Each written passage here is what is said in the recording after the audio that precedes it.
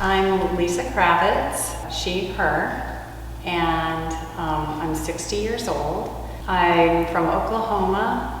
I now live in Plano, Texas, and I've lived in Plano, Texas for, more than 35 years, we'll say. So I've spent most of my time in Texas. And I'm married. I have 2 daughters. One daughter is a dancer. And another daughter is trans and identifies as Veda and lives in Portland, Oregon. Professionally, I am a computer scientist. I work for Hewlett Packard Enterprise doing telecom software support. Well, I'm a telecom professional, and I'll say 20 years ago and even 40 years ago, the world looked a lot different as far as communication and community. Nowadays, we carry computers in our pocket, and we can talk to people all over the world for essentially the cost of having this computer in our pocket. So there's no more long distance, and things are pretty instantaneous, I'll say, if I can talk around the world. And I just see that growing in everything. I mean, right now we're seeing an evolution in telecom where machines are talking to machines around the world, people talking to people, people are talking to machines, machines talking to people. You know, it just is, communication, the fabric of communication is so dense, and I just see it getting more. Like it's hard to even imagine where that's going to go because it's gone so fast and recently.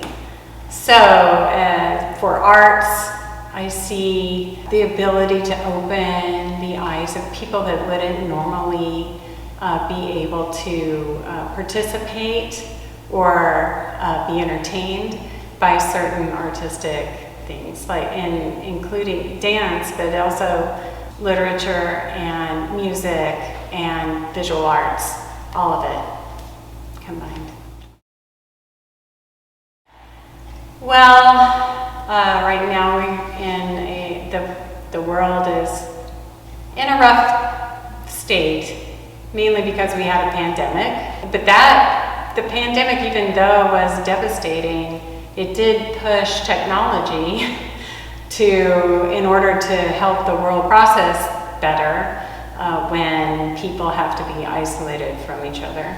I hope that we are back together as a community and not just hiding behind our computers and isolated from one another.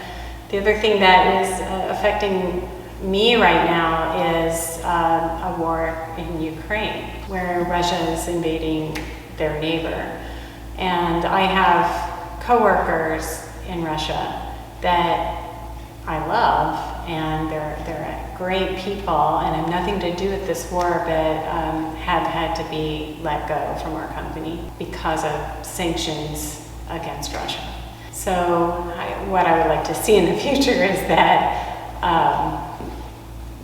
people don't use war anymore to get whatever it is they're wanting to do, and not invading other countries, and just let people work together in harmony. I mean, a worry is, with the technology changes that I've talked about, one worry is that people will become too isolated in their own universe.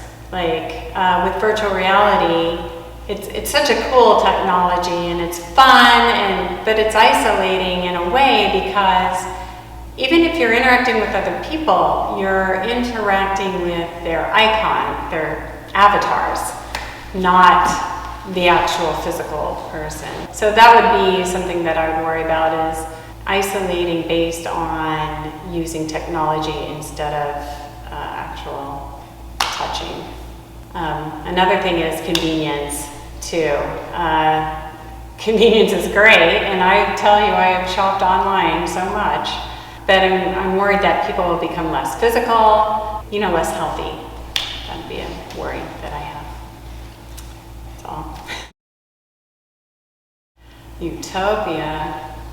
Well, in 20 years, a utopia would be, okay, people all getting along, a lot of community activity, people out in the world, also everyone having access to technology in order to be able to communicate and also experience things, but with other people too.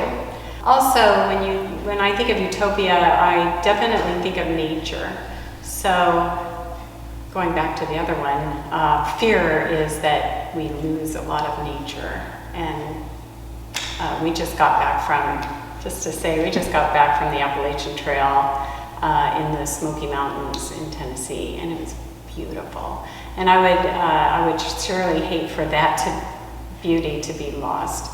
One thing that I would really like to see in the future is for people to be able to experience those firsthand, not on a video or virtual reality, but in real life. And seeing them made me think of places that I wanted to go visit. And I just hope that they are still there for people to visit, and that travel to those places is easier and affordable.